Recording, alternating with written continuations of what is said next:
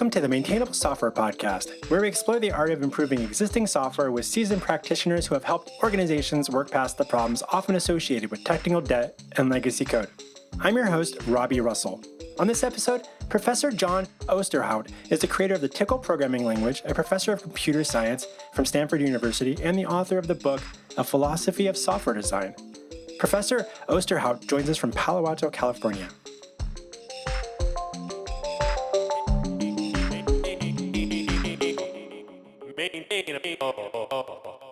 John Oosterhout, we're so glad to have you join us on Maintainable. Welcome. Well, I'm glad to be here. So as you reflect on your experience in the industry, what do you believe are a few common characteristics of, dare I say, well-maintained software? Well, let me just step back a bit and say, first, when you approached me about the idea of doing a podcast on maintainable software, my first thought was, I might not have a whole lot to say because what I'm really interested in is software design. But after thinking about this a few minutes, I realized, well, actually, if you think about the whole purpose of good software design is to make it easy to maintain a software, to continue to develop it and fix bugs and add features and so on. And so with that, then I believe the key idea in maintenance is to continue to try and strive for great design. Often we're stuck maintaining software that doesn't have such a great design. And so in that case, I would say the primary goal of maintenance is to try and improve the design so the software becomes easier to maintain later on. And then similarly, the primary goal of designers is to try and set things up so that maintenance is easy.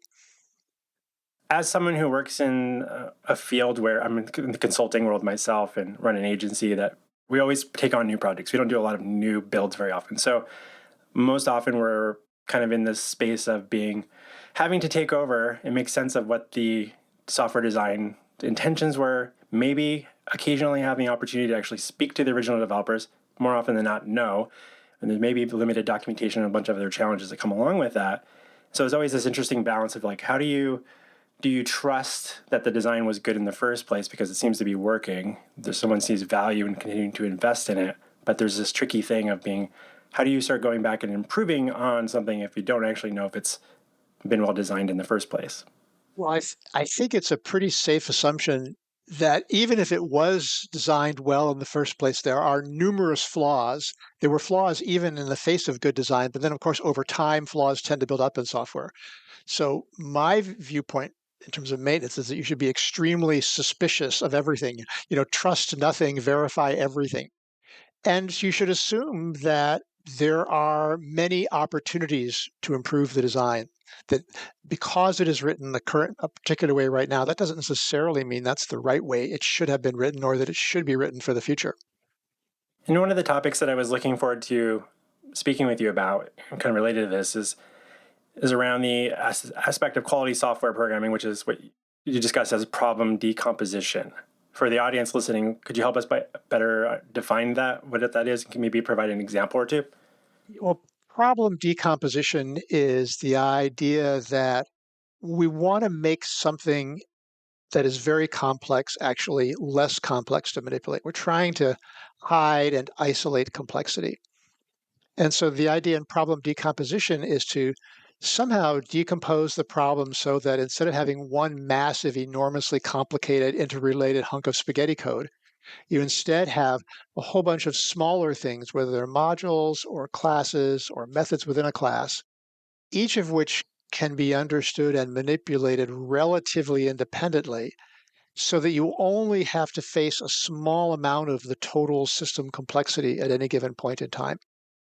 So to me, that's what it's all about. It's all about managing complexity, trying to eliminate complexity, and where we can't eliminate it, then try to compartmentalize it. Is there such a thing as getting too granular when it comes to breaking things down into smaller pieces? Well, yes. So the key idea of the pieces is that they need to be relatively independent. So when I'm working in one piece, I don't have to understand, well, ideally, I wouldn't have to understand any other pieces. That's over-optimistic. Ideally, I only have to understand a small number of other pieces. And so if you break down too far, you start discovering that, well, you've made the pieces smaller, but in fact, when I'm working in each piece, I actually have to understand a whole bunch of other pieces. And at that point, there's really no advantage in breaking it up. In fact, you've probably made things worse at that point. So like when people are like thinking about this and going through some existing code and they're like trying to make sense of what they might think of spaghetti code because they don't have their whole kind of head wrapped around the how things are all interconnected, because software can be really challenging to do that, and it's not. Well, maybe out of curiosity, as a professor, do you find there's good ways to teach people these types of skills, or is this something people need to learn just from like trial and error and figuring things out over a period of time? The truth is that we don't actually make any attempt to teach people, in fact, teach people maintenance of any sort. And I think the problem you're getting at is how do you reverse engineer the design of a system that you go into when it may not be very well documented, and so it may be hard to see that design. And I have to say, one of the biggest frustrations to me is when I go into a system and I can tell that it was well designed, but the designers did not bother to write down enough of the key aspects of the design for me to figure out what that design actually was. And that's really frustrating because that's a case where the designers did most of the work to make really easy to maintain software, but they didn't bother to document it so anybody else can figure it out. And I don't know, I don't have any magic formula for how you reverse engineer the design if it's not properly documented by the people that built the system. I've been doing that a little bit myself. For example, I've been doing a lot of work in the Linux kernel lately, trying to add a new network driver. And the kernel code is actually relatively clean, but it's not very well documented. For example, there will be acronyms where I would give $100 just to know what this acronym meant because it would save me so much time. And I could tell it's something useful, but I have no idea what these three letters happen to stand for. No, I can appreciate that. That's getting in there and making sense of understanding what the original intention was and why they did things the way they did it.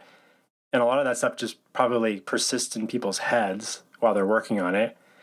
I always feel like do you feel like in the education process? I'm not someone that went through computer science classes and graduated. And I'm kind of like I picked up some books and stuff like that when I was in the late '90s, early aughts, and figured a little bit at a time. Go, oh, I think I can kind of do this. But I've always been curious. Like I know they don't teach a lot of things about maintenance, but what about when it comes to writing, like describing and documenting things? You feel like that's something that's well discussed and trained in the industry? Again, in academia, not in very many classes. So one of the unusual things I do is I teach a software design class at Stanford. I think it's the only class of its type in the entire world that actually teaches software design, not programming techniques, not the syntax of class-oriented stuff, not software development, but really the art of design. Nobody teaches it because the faculty themselves, by and large, haven't done very much programming, and they don't actually know enough to teach it. So we don't teach a lot of that. And actually, I want to go back to something you said earlier. You mentioned the term the design persists in the minds of the designers. I think that's actually an oxymoron because the simple fact is it doesn't actually persist in the minds of the designers. I think you've got somewhere between 3 and 6 months of persistence, and then it's gone. And this is one of the big fallacies. People think, well, people can just come back to me later and ask questions. They don't know what's going on. But that doesn't actually work in practice. No, it's true. And about an hour ago, I was pinged by one of our developers and a project manager to ask about something on it that I was working on, I think maybe 3 or 4 months ago. And I was like, oh, I think I got to this point. And then when we looked at the code 30 minutes later, I was like, oh, I didn't even remember that I did all that stuff. Like, I don't remember what I did a few months ago, let alone a couple of years ago. I think it's an interesting thing where, like, thinking about capturing what sort of things you think would be helpful for those listening that might be working on a project right now where they are doing some design at the moment of the architecture and such. What would an ideal output look like? Sometimes I wonder if people haven't seen what good output looks like because they're not the ones needing to consume it necessarily. And so, like, I think this is me getting it out of my head, but is this actually going to get into someone else's head as a whole nother part of the equation? You don't know until you actually like have someone get up to speed with it somehow. Yeah, I think this gets at the art of writing good comments. And the first step is to reach an understanding that good comments are really important. I think a lot of people don't actually appreciate that. And then the second step is to know how to do it. And the problem is that a lot of the documentation that's written is actually not very good documentation, which of course reinforces the viewpoint that why bother writing documentation? but also there's not a lot of good examples to look at. And so the general philosophy, I think, for documentation should tell you things that are not obvious from the code itself. That's the key, to recognize the code tells you some things. There's a lot of information in the code, but there's a lot of information that's not in the code. For example, when you're documenting an interface, such as to, say, a method, and this is some of the most important documentation, really the only code people have to look at besides your documentation is just the prototype for the method. Tells what the types of the arguments and the results are. We don't want people to have to read the code of methods to actually figure out how they work.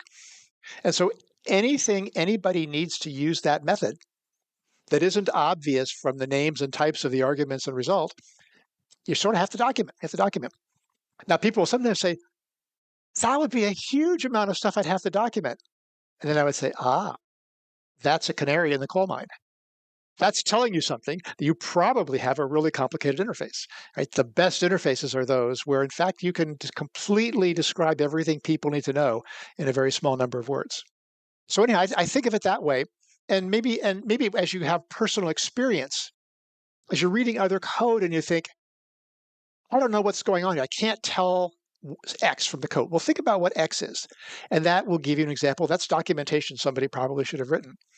And so I think the best way to learn how to write documentation is to be aware as you're reading poorly documented code and think about the kinds of things you wish you knew in order to understand it. That's a good exercise there. I'm always curious around, like when I'm working with our people on our team, I like to run this exercise from time to time where I say, this is the last day you're going to get to work on this project. And all you can do is at the end of the day is you're going to write up a short email, hopefully a short email, to someone that you're not going to get to meet. They're starting in 2 weeks. You're leaving today. You're never going to touch this code again. What things do you think they're going to need to know today? And then have them write like out an email or a little letter or something, a letter to a future developer. And then I'm like, great. Now just send that to yourself in like 2 weeks when you come back from vacation. And like, how can we make this stuff more obvious in the code base or in our automated testing?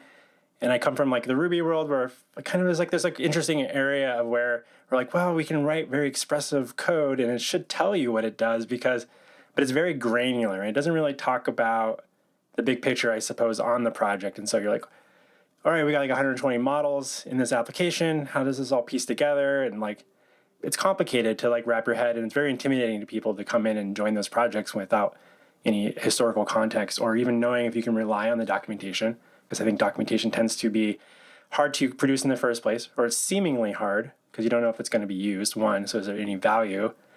And if you don't use documentation when you're working on projects and don't lean on your own documentation, then you start to not see the value in it, or not be able to find the documentation or search through documentation. There's a lot of excuses that I think that we have as software developers for why maybe it's not worth it at the moment. You'll come back and maybe do that if something is not obvious to someone in the future, but I don't think that happens anywhere near as much. And maybe there's a promise of like, if we write automated tests, that'll help explain how these things are supposed to be used, but it still maybe is a little too granular. There's a whole bunch of thought-triggering statements in what you just said there. First of all, another one of these great oxymorons is the three great lies. The check's in the mail. I'll call you, and I'll come back later and write the documentation. I've known many, many people who have said, I'm too busy right now. I need to get this one thing finished, whatever the reason is, but I'll come back and write the documentation later. And in all my years of programming, I don't know if I've ever seen anybody who actually came back and wrote the documentation later. And by the way, I've been one of those people myself. And I just came to realize that, if now is not a good time to write that documentation, when I'm right in the middle of working on the code, when is there going to be a better time? And the answer is never. So you just have to do it now. A second thought I want to say, this idea of the email to yourself, I think that's a great idea. But rather than do it as an email, find a place in the code to put that information. Because emails get lost, or it's in your mailbox, but it's not in the mailbox of the next developer to come along. I think you got to find a way to get this interesting stuff back into the code base so that other people will have that immediately available in the future. And I think one of the most important things about writing documentation is to find the right place for it. You want to put the documentation as near as possible to the code that it relates to, so people will find it, and also so that if somebody changes the code, they're maximally likely to see the documentation and update that as well.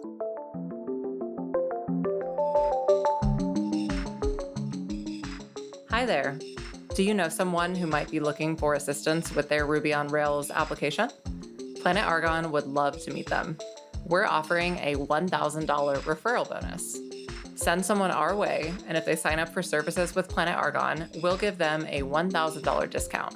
And in return, you'll get a check for $1,000 in the mail, just for knowing the right person.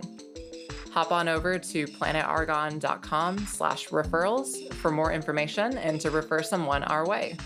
That's planetargonne.com/referrals. Thanks.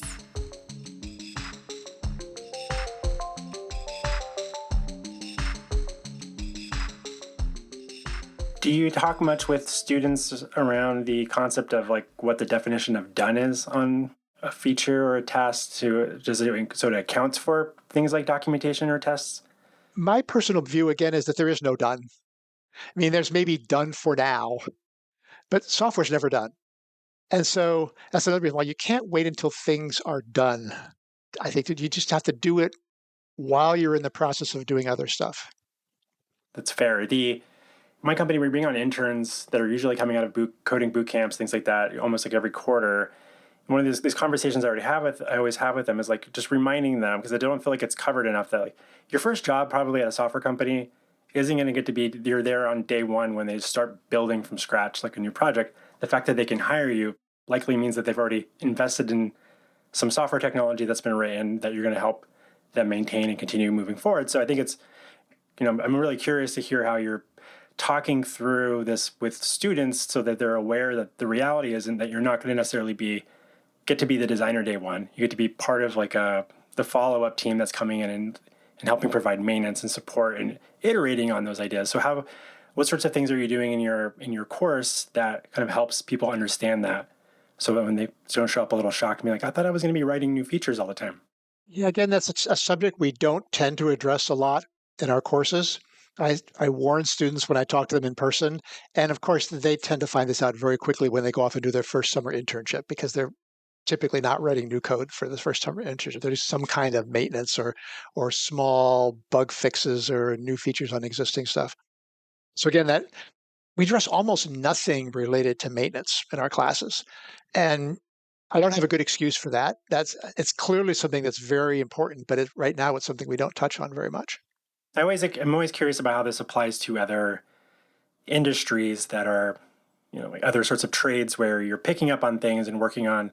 If you're an electrician, I don't know that your first thing is going to be to set up the new electricity in a building as it's getting built. It's like, how are you going to extend or improve the electricity in a building where it's at now, right? It's not always a new building.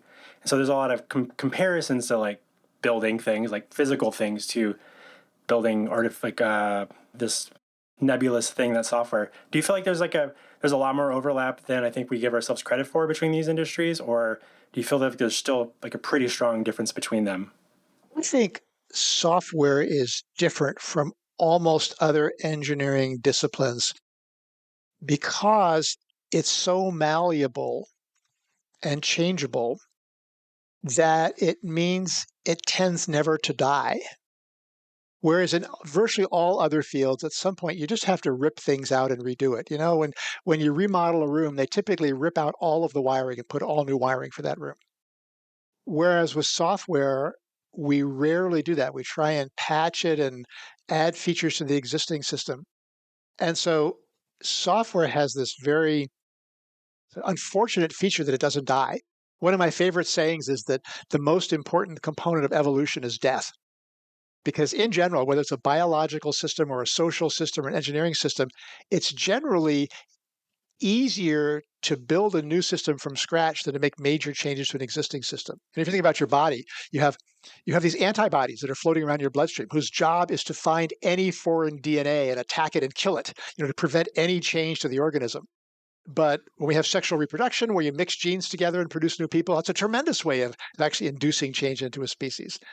And with software, we don't really have the opportunity to do that rebuilding very often. We're stuck trying to maintain existing systems. And so I think I think software probably tends to build up cruft more than any other engineering discipline I can think of because we tend to try and patch and move forward rather than rip out and replace.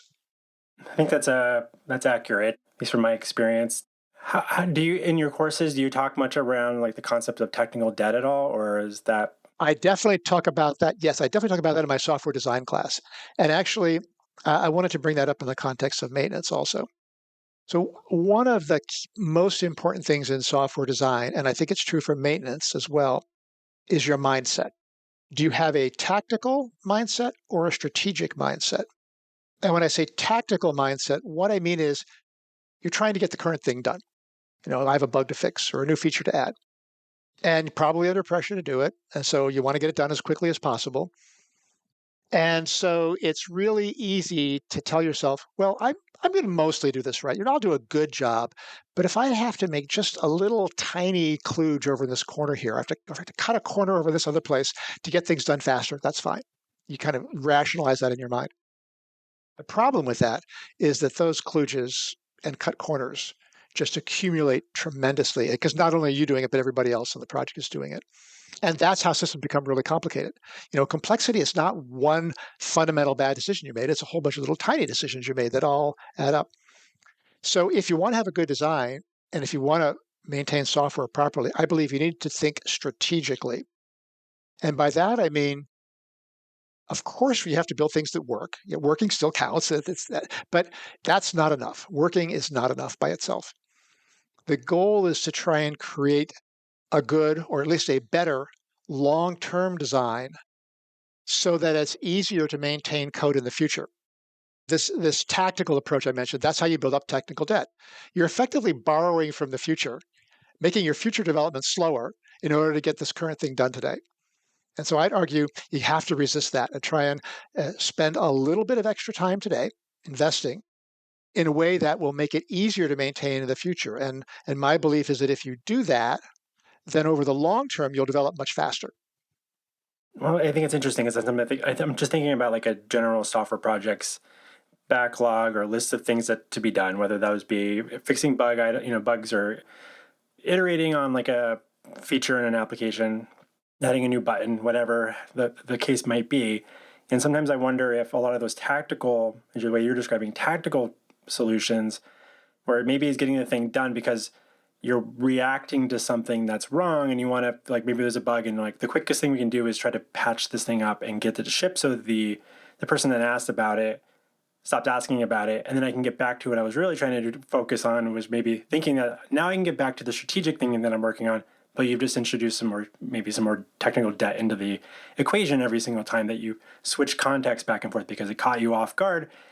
Like I know that I'm speaking a little bit from my own perspective that I love putting out fires, but I do not enjoy the final part of that process, which is like writing up what happened and why did it happen and what did we do to figure out how to solve it and how do we make sure this never happens again.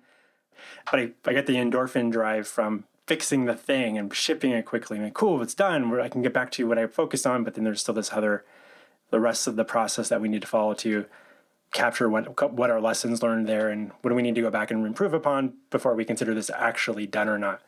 I think what I would argue is you should try and be strategic as much as you can, even when you're making these fixes. Now, I understand the pressure can be very great to get something done quickly. In fact, maybe the pressure is so extreme, you really just have to get something done quickly.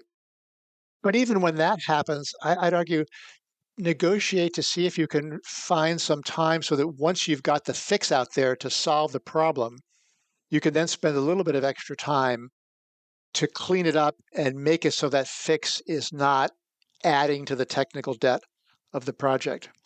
And the way I like to think about this when I go in and make changes to software, ideally, I think what should happen is that after you're done with your change, the system looks the way it would have looked if you had designed it from the very beginning, knowing everything you know today.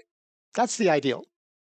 Now, that isn't feasible in many situations. And, it might take a huge refactoring to achieve that, for example. But that should be in the back of your mind to try and get as close as you can. One of the things I hear about people doing maintenance is they're told, or the The culture of the organization is make as few changes as possible. Achieve the goal with as few code changes as possible, because I think typically people are worried that the more code changes you make, the more you are likely to break something. I'd push back a little bit on that one also. Try and do it the right way. And in fact, one of my views is every time you're going to make a change, if you possibly can, you should try and fix something that's broken. Not just the thing you're doing, but fix something to clean something up. Because the odds are you're probably introducing at least a tiny kludge here or there. And so if you just want to break even, you have to fix something else. Now, some organizations say, well, they won't let you do that. Say, no, that's not related to the change you're making. Not going to allow that. But I think you just have to constantly be trying to clean things up and improve them, even if it's only small improvements, while you're in there fixing that bug that has a desperate customer waiting for it. You make a good point around the culture aspect of like a team. So one of the things I think you mentioned around the goal is let's make as few changes as possible, because we're afraid we're going to break something might be one of those things. I think another reality that we often face is the more changes you make for that you're going to get maybe peer review, like a pull request to another person on your team or other people on your team, the more it encompasses, the slower it is to get actually that approved, because that person needs to get their head deeper into the weeds of being like, what else have you done here while we're here? And like, how is this going to impact things? So it just takes more time to review that work. So there ends up being this kind of like interesting counter problem of, let's not try to do too much into a pull request, because it's going to take too long to get that shipped, because someone's going to need to spend more time wrapping their head. So we want like the quick. I actually spoke to someone not too long ago, another person on the podcast, and they were talking about how they're trying to get really, really small, bite-sized pull requests, because the bigger ones just get stuck for a long time within teams. And they're like, well, I can't finish that. And then if it takes too long to come back to you, you forget what your context was when you're working on the thing, and you're like, wow, whatever. Kind of creates this weird side effect of keeping things small so that it's easier to approve. So what to do about that? So one possibility is submit a couple of smaller pull requests rather than one big one. So do your cleanup as well as your bug fix. Now, the risk of that is people will say, I'm not going to waste my time on this reviewing these cleanup fixes. I got too many bug fixes I have to review. So it never happens. But if you're not willing to do that, then you are just continuing to accumulate technical debt. And so you have to decide, do you believe that the investment approach actually pays off? Do you believe if we spend extra time, a little bit of extra time today, that over time that's actually going to cause us to develop faster and we'll get all that time back and more? If you don't believe that, then you just do the quick and dirty fixes and good luck. Tell me what your company is so I can make sure I don't ever go work on that software. But if you believe it, then you have to really be willing to spend the time. Everybody, the developer has to spend a little bit of extra time to do that extra fix, and the reviewer has to be willing to spend a little bit of extra time to do that review. And you do that in the belief that it's going to pay you back later on. The sad thing is we don't have any data that I know of to make this in a convincing way. And I'm not even sure how you collect the data. The challenges of trying to collect believable data are really difficult. So, this is mostly based on logical arguments that people like me make. We believe is actually true, but again, I can't point to data to prove that the time you spend now will pay back later. I feel fairly certain it will, but I can't prove it. I like to think about it in the terms of, we don't know what the future team's going to look like. The teams are always evolving, right? People come and go, switch teams in a company. So the people that are going to be working on it in a year or two may not be the people that are working on it now. And so we're kind of like temporary stewards of this thing. And we want to leave it hopefully in a better place than when we found it, so that they can pick it up and their life would be better. So how do we, pay it forward to the future generations of engineers on this particular project? And I know that necessarily humans struggle with some of that and a lot of other things in the world of making sure that things are better for the future generations than what we inherited. So it's this interesting kind of balance there. Do you feel like there's any correlation to just human behavior that messes some of this up? Oh yeah, people tend to optimize for things that they can measure. And that's one of the problems here, that, I can measure if it takes me an extra day longer to get my bug fix done. I can't measure if I've just added 10 person years to the development effort that will have to be invested in this project over the next decade. There's no way to measure those future costs, particularly if I'm making optimizations for today. And so it's really easy to convince yourself that the long-term cost won't be that high, or that whatever it will save isn't going to be justified by the short-term costs I have to pay. I think this is one of these things where either you have a culture or you don't have a culture. I mean, you have to have a culture in the organization where people buy into this idea.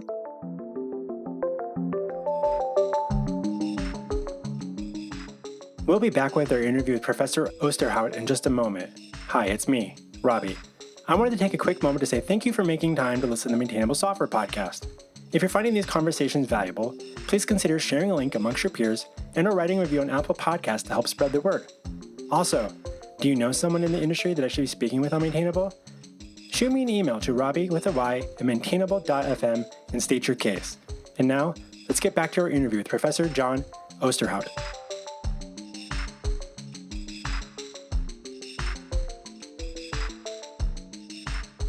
Hopefully there's a few people listening to this episode and they're sitting there thinking, I'm not the manager. I'm not going to be able to go in and just say, this is what we're doing now, but maybe they could start making some incremental improvements themselves. Do you have any advice on what they could start doing to help move in the right direction? Is it as simple as just taking a little bit of extra time, or do you feel like there needs to be more of a team dynamic conversation that needs to happen before you start going down that path? I would do all of the above. So the first thing to do is to ask yourself, are there stealth things I can just do myself that won't disturb the organization, but I can make a little bit of improvement myself? Like this idea of making a little extra fixes when I'm fixing bugs, or adding documentation to code I happen to be working in. For example, if once I figure something out, write it down so others can do it. So there may be things like that you can just do yourself. You don't have to get permission to do. But then there are other things that require more of an organizational commitment. I would say you start by going to your boss and you say, boss, are we investing the absolute most we can possibly afford to invest in order to improve our software quality so that it's easier to develop in the future? And then ask your boss, how much are you comfortable investing? That is, how much slower are you willing to make things go today if we believe it will actually pay back and more in the long run? And I would bet most people would say, well, I could probably tolerate a 10% slowdown in current schedules. Probably couldn't tolerate a 2x slowdown. But just to get people thinking in terms of how much can we afford to invest? And my view about it is you do this in little chunks. You're not going to suddenly go back and redesign the whole software. That's not realistic. And by the way, that probably wouldn't work very well anyhow. Even if you could do it, it probably would be a bad idea. So you're just thinking, just as complexity accumulates in little increments, improvements can also accumulate in little increments. And over time, they add up and the software suddenly becomes quite a bit cleaner. So if you get your boss to agree, or you say, okay, we have this crunch, we have to meet a deadline. We may have to do some ugly stuff to meet that deadline, but can we then budget a week after the deadline or 2 weeks, whatever is a reasonable amount of time to go back in and fix some of the shortcuts we had to put in order to meet the deadline? And I think if you ask questions like that, I think most organizations will start agreeing. You can get organizational buy-in as long as the increments are small. I think that's true as well. And a thing that we often hear when we're talking to prospective clients that are potentially having us come in to help their existing internal team, and they're always like, "Well, we don't want to slow down. Can you help us do this because we don't want to impact the schedules of our current employees working on these things?" And I'm like, this is an interesting problem where somehow by us coming in, it's going to allow you to keep that perceived velocity, even though we're going to be working independently on some new thing. But we're going to need their time to work, to understand things, which is a thing that people underestimate as well. We are going to be like a new employee almost in a way, and we need help. We need.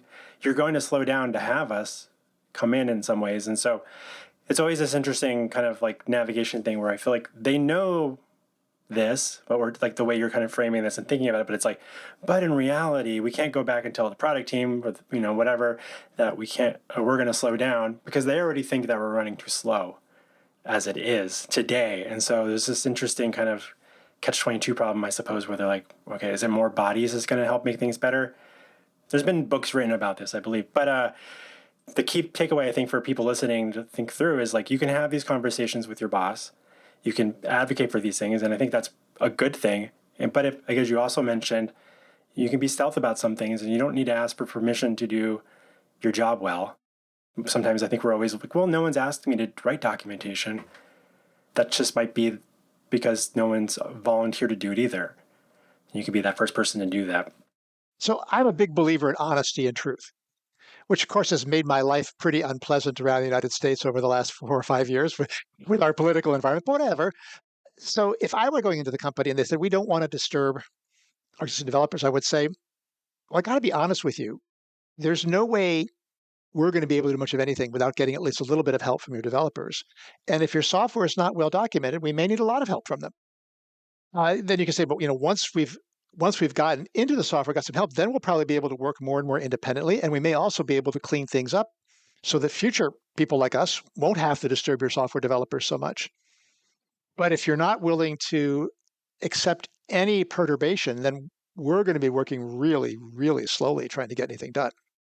And become very, very expensive. Very expensive, yeah. Now, I don't know, maybe the problem is if you say that, they'll say, well, we're going to find somebody else. We can find somebody else that won't disturb our developers. When what they're really saying is, well, we're going to find somebody else who isn't going to tell us how much they're going to disturb our developers. So I don't know how much, you have to fudge the truth a little bit in order to win a bid for a project. That you may have to. I don't know, but my preference would be to be honest, so everybody has their expectations set going in. That's always one of the we give our prospective clients a list of 5 to 6 reasons why you shouldn't hire us, and one of them is like because you are drastically underestimating how much time you're going to need to have available to work with us, and that's like we can't work around that. We can't just work independently on something. We need. There's no magic there. Yeah. Yeah. No, not at all. So I just want to take a moment to at least definitely plug your book, A Philosophy of Software Design. Is this like the second version that you've currently published at this point? That's right. Edition? Second edition was published about a year ago. Yeah.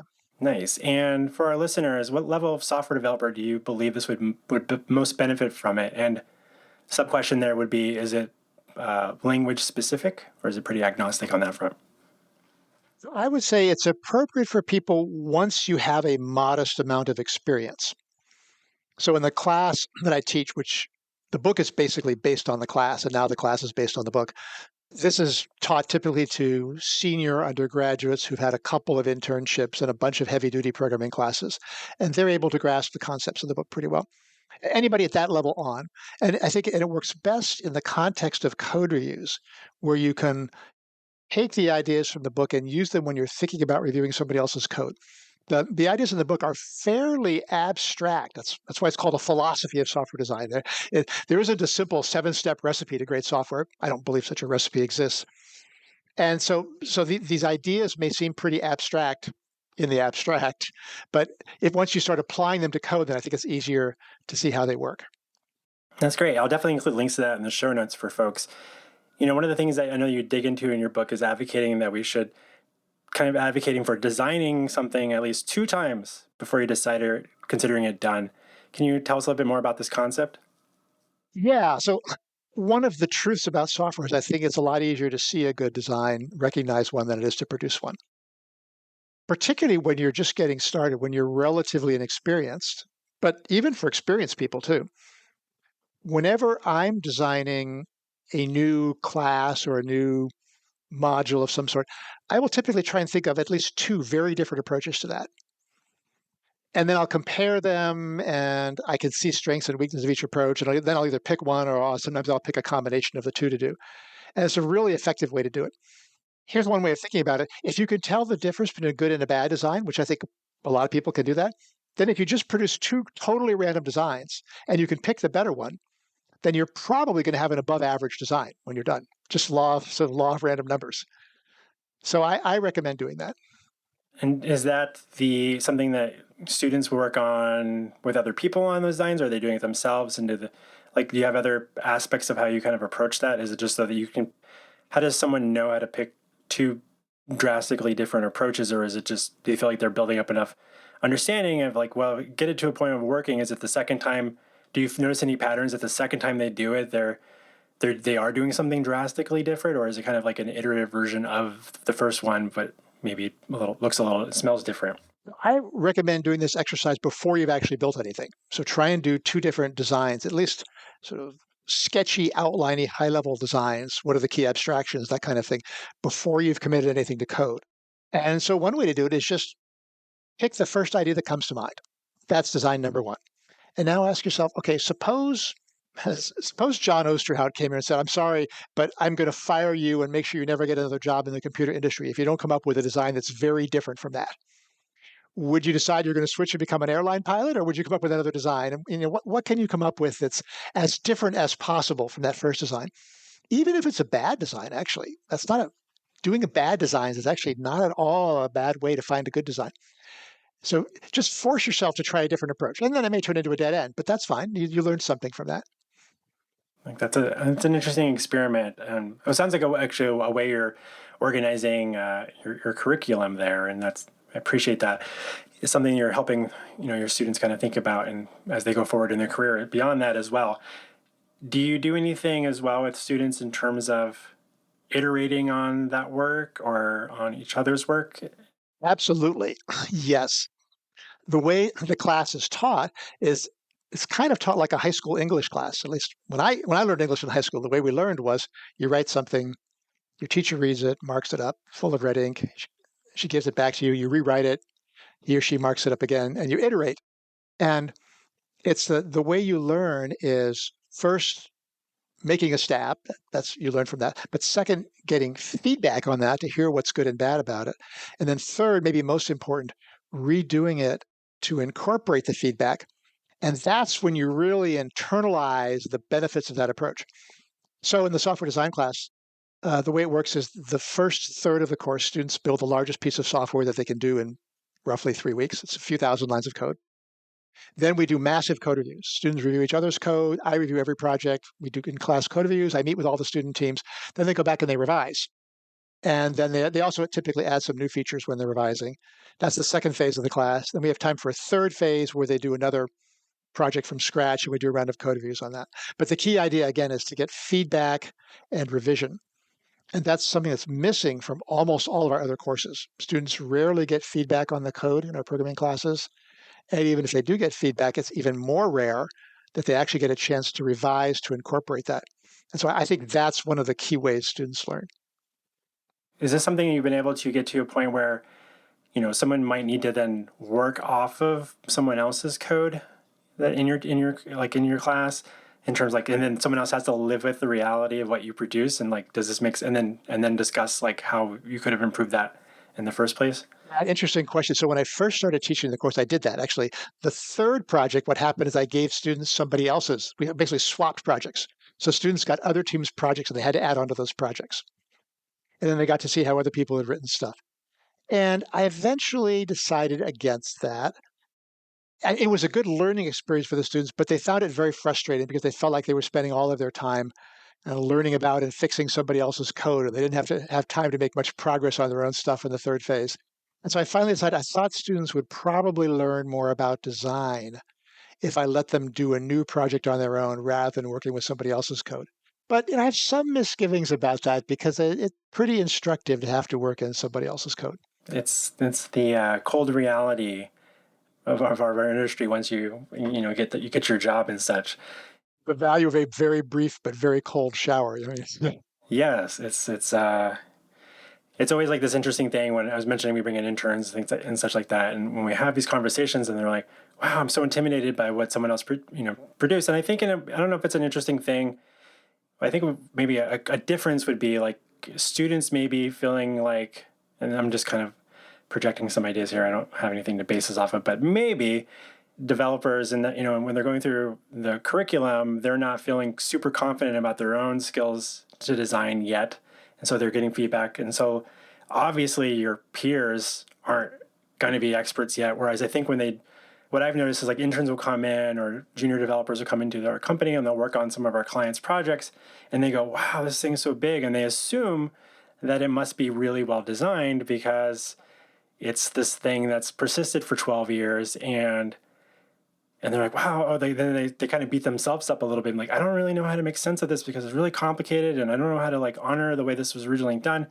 And then we have to, early on, one of the things you said at the beginning of the conversation was you're very skeptical of every code base you enter. And I don't know that most people coming in the industry are thinking about things as skeptically as they should be and maybe going, but why is it like this? Why does this make sense? And probably because your peers actually can't answer that question due to the lack of documentation and handover anyways. So it's an interesting thing to navigate for people coming in the industry until they get some confidence, like, oh, nobody knows what they're doing. What I tell people is I say, it's not you, it's the code base. And another thing I tell students in general is if complexity is in the eye of the reader, not the writer. And so if somebody comes to you and tells you they're having trouble understanding your code, that's your problem, not their problem. And to try and say, oh, the code actually makes a lot of sense, you just don't understand it. No, if they don't understand it, it's a problem with the code. And so I would say, even for an intern going in and looking at this large piece of software, you should not assume it's done right. And if you're confused by it, it doesn't mean it's a problem with you. It means the code is hard to understand. I think you just have to, again, this comes back to my suspicion, not trust. No, it's not me, it's the code base. It's a fault. I think when you mentioned, like, when you go through like English courses and your writing courses, you might get feedback and you iterate on that on your writing. I'm always trying to be cognizant of when I'm writing a blog post or something, what's the reading level for this blog post, to try to remove complex words and sentences and things that might make it harder for people to comprehend it, especially if they're maybe not English as their first spoken language. And so that applies to software. And we do have a bunch of tools that can kind of highlight complexity, but I think that doesn't always translate to, like, it becomes very difficult to translate that to, like, what's the comprehension of understanding this code. And if I could just spend a little bit more time writing better documentation or better variable names or whatever the case might be, or self-documenting code is the fallacy that we mentioned earlier as well. Actually, this whole philosophy, of course, applies in spades if you're a teacher like I am. If the students don't understand the material, it's not because they're dumb, it's because I did a bad job teaching. So similar thing, so if I write code that people can understand, actually it's not their fault, it means I didn't write clear code. So as we kind of wrap up, I have a few quick questions for you, John. Is there a non-software development, non-technical book that you find yourself recommending to, a slight variation of what I normally say, to people in the industry, but to your students to read, that you think that would help them in their career? There is one. In fact, it's one of the books that motivated my teaching this new class and eventually writing the book on software design. The book is called Talent is Overrated by Jeff Colvin, Colvin. And what this book does is to debunk the myth of talent, that it's essentially no such thing as fundamental talent where either you have it or you don't. What separates the top performers in a field from the average ones is not some fundamental notion of talent, but just how hard and effectively they've practiced. And it goes through example after example after example in various fields. It's just a really interesting book that's it really gives you a sense of empowerment. Before I read this book, I'd been wondering, can we teach people to be great programmers, or is this just a talent that they either have or don't have? And after reading the book, I realized, if what Jeff Colvin says is true in all these other fields, it's got to apply to programming as well. And it's a fun book. It's a great airplane or beach book. Excellent. I'll definitely include a link to that in the show notes for everybody. And where can listeners best follow your ruminations or on software development online? There is, I don't have a blog, but there is a mailing list I created around the book where people occasionally write in and ask questions about the book or related topics of software design. So if you want to ask me a question about that, I could answer that for you. Oh, excellent. So you can send all your questions to John through his mailing list, and that sounds great. Well, it's been such a delight having you join us on Maintainable, John. Thank you so much for stopping by to talk shop. Great. Well, thank you for inviting me. As you can probably guess, I love talking about software design and I love writing software. It's one of the things in life I live for. So it's been great talking about it with you. That's wonderful. Well, thanks again, John. Have a good rest of your afternoon, and we'll be sharing your book across our social media as well in the near future. Thanks so much.